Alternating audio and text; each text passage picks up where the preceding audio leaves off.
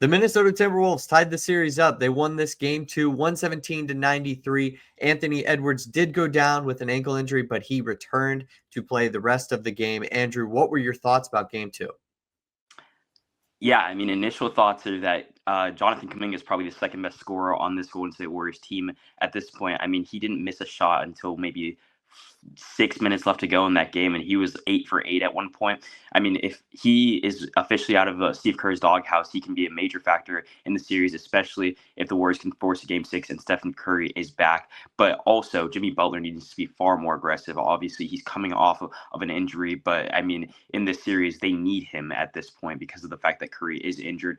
He is their best player, and he needs to be more aggressive offensively. Yeah, the Warriors clearly looked like they just didn't have enough offense in this game. And we were looking at that from game 1 when Steph Curry went down. They went on that run. Part of it, or a big part of it, was Draymond Green. He obviously only had 9 points in this game. So they were looking for somebody else. And you mentioned Jimmy Butler coming off the injury. And it just felt like they didn't have enough to match the Timberwolves, even with Anthony Edwards having his third straight lackluster game. And that, in my opinion, is a real concern because you like Kuminga coming off the bench here and giving you 18. But how often is Trace Jackson Davis going to give you 15 off the bench? Probably not that often.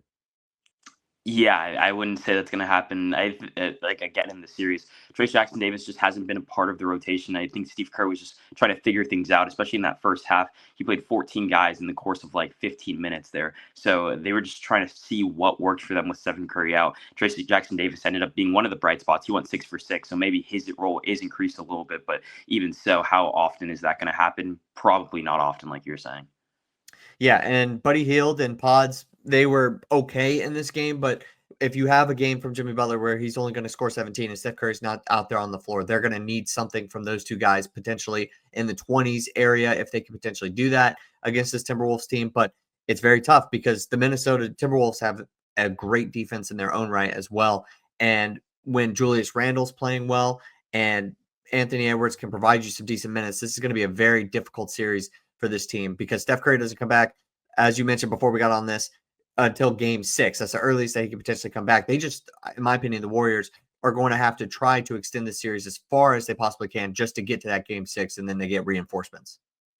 100%. From that Timberwolves side, though, if you can get consistent minutes from Nickeil Alexander-Walker, he scored 20 points today. He was one of the bright spots of that team, on a team that hasn't been shooting very well. They shot 40% today, and that was not widely attributed to him, but he went 4 for 6, which is really encouraging to see if you are a Timberwolves fan. And then just looking up and down that box score, Julius Randle had a pretty. He's been solid the last like 5 or 6 games for them. Anthony Edwards didn't play particularly well, but didn't have to, and it was just probably a welcome sight to see him back on the floor in the second half after staying down for an extended period of time in that first half. So I mean, we'll see where this Timberwolves team goes, but it feels like they just have like the guys to get through the series, especially if Stephen Curry's out. Yeah, here's a stat on Julius Randle I wanted to mention. He played in this game. It was his 732nd game of his NBA career. This game, too, was only the 4th time that Randle had at least 10 field goals made and 10 assists. So, and it was also the first time he did it in a game that didn't require overtime. So, him playing really well is something that I personally didn't see prior to this series beginning and even throughout the playoffs because he's been known as one of the players that kind of just his game takes a step back in the playoffs. If the Timberwolves have him, Anthony Edwards can play like against this Warriors team with their lack of offense, can play like he has been playing, where it just feels like he's not as sharp. He's not out there, with as much energy. I believe Finch called him out after, parts of game 1 where it just felt like his energy could be lifted. But regardless, it just feels like this Timberwolves team has enough. And as you mentioned, this bench, it was just so much more impressive from a sense of just the depth perspective where you weren't exactly worried too much about those guys being out there on the floor. But for the Warriors, it's like how many players on here are just not going to be as productive as you need them to be without Steph Curry? Feels like there's just too many. Moses Moody missed one of the worst he had one of the worst floaters I had seen in my life. It was a 2-on-1 break, right? Yeah. And he was like right in the basket. We talked about the Mitchell Robinson free throw the other day after the Boston Celtics game, and that was probably one of the worst free throws I'd ever seen. That was maybe the worst like airball floater on a fast break I think I'd ever seen. Yeah, 100%. Because he just like you'd expect him to at least hit the rim. I didn't even know what happened for a second. He just missed everything, and it was also 2-on-1. So if he wasn't feeling confident in the shot, he could have easily just passed it off. But going back to the Timberwolves just one more time, Jaden McDaniels is somebody who has played extremely well for them throughout the Lakers series and bleeding into this series as well as even last year. I think he's become their best defender, which is a little bit hard to say because they have a four-time defending, well, not defending anymore, but one of the best defensive, like at least rim protectors we've seen in the NBA and Rudy Gobert. But I think Jaden McDaniels has definitely assumed that position as the best defender on this Timberwolves team. He had 6 steals, and blocks, 3 steals, 3 blocks today, and it was just an overall presence. I think that is part of the reason why Jimmy Butler won't get going as much in the series. Jaden McDaniels has been a force, and he was initially going to play a perimeter defense on Curry, but now he can switch his focus to Jimmy Butler, and that definitely limits the Warriors' offense even more. Yeah, if Jimmy Butler's dealing with anything, it's going to be extremely tough for him to score on the absolute best perimeter defender on the Minnesota Timberwolves and potentially the best perimeter defender in this series. I'm just not putting Draymond Green in that conversation, but he's obviously Defensive Player of the Year material as well as one of the best defenders that we've seen in this generation. But is there anything from this Warriors team that did that you do think will bleed into Game 3? Because obviously they're dealing with the series without Steph Curry. They're going to need some positives. Is there anything that you maybe potentially could take away that they could apply from Game 2 to Game 3? Yeah, I think the insertion of Trace Jackson Davis, maybe getting him a couple more minutes makes a little bit more sense, especially if they're going to try and play this small ball, different looks. Maybe getting Draymond a little bit more rest. I mean, he's sneaking up on a possible suspension if he gets 2 more technical fouls, which was an interesting point. It feels like Draymond is always close to that limit. But I think Projemski needs to play like significantly better than he has been during the course of these last couple games. And then Buddy Hield, if he can continue to shoot well, I think that is something that can carry into the next series or the next couple games.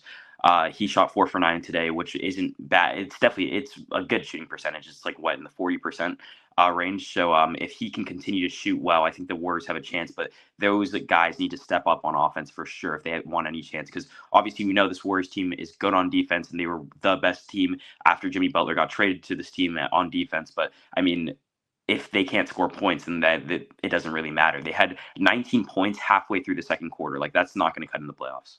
Yeah, for as good of a defensive team as the Warriors are, if you can't get to 100, you're going to struggle, especially in a 7-game series like this. I agree on all points about the players that you mentioned that need to potentially step up and that could potentially step up in Game 3. I did want to circle back really quick to Jonathan Kuminga. I feel like he could be an X factor here if he does actually get out of this dog. I know it's a huge if, a major if. Warriors fans will just tell you, like right now, right? It's been a heck of a season, a long season for him.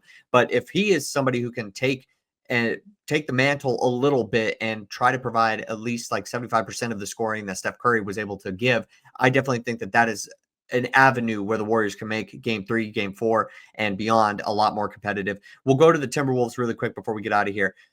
What do you think this team needs to do to put their foot on the necks of the Warriors in Game 3?